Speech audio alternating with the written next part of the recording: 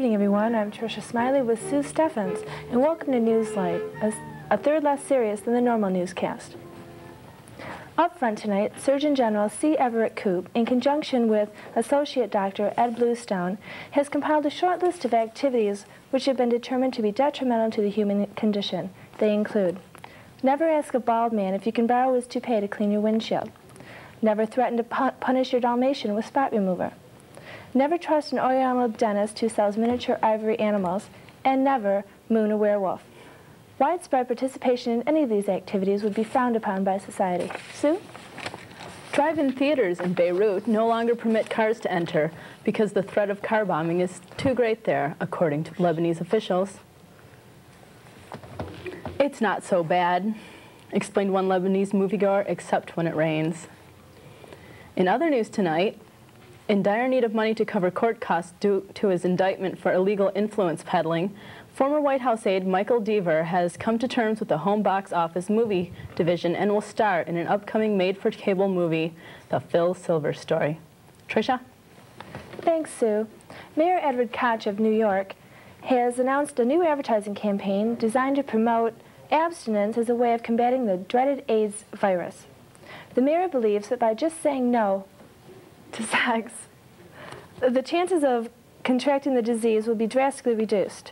The mayor himself is not expected to be affected by the new campaign. In the Middle East today, a deceased Nicaraguan citizen killed by American-backed Contras during a raid on a town bordering Honduras was called before the Joint House-Senate Committee investigating the Iran-Contra scandal, after he made a charge that he was killed by American humanitarian aid. Often, Mr. Gomez testified, the Contras would take large boxes of medical supplies and hit us over the head with them. At one point, they lined up 100 people from my village in front of a large ditch. Then, at syringe point, forced them to suffocate themselves by stuffing their nostrils and mouths with sanitized cotton balls. I myself was killed when a medevac helicopter landed on my hut, crushing me and my family.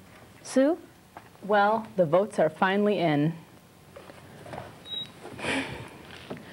Judge Robert H. Bork was turned down for the nomination of Supreme Court Justice by an alarming majority.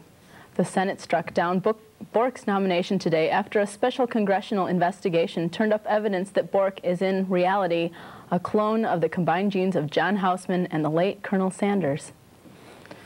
In local news, 2 more people today were added to the list of those killed by the Detroit People Mover.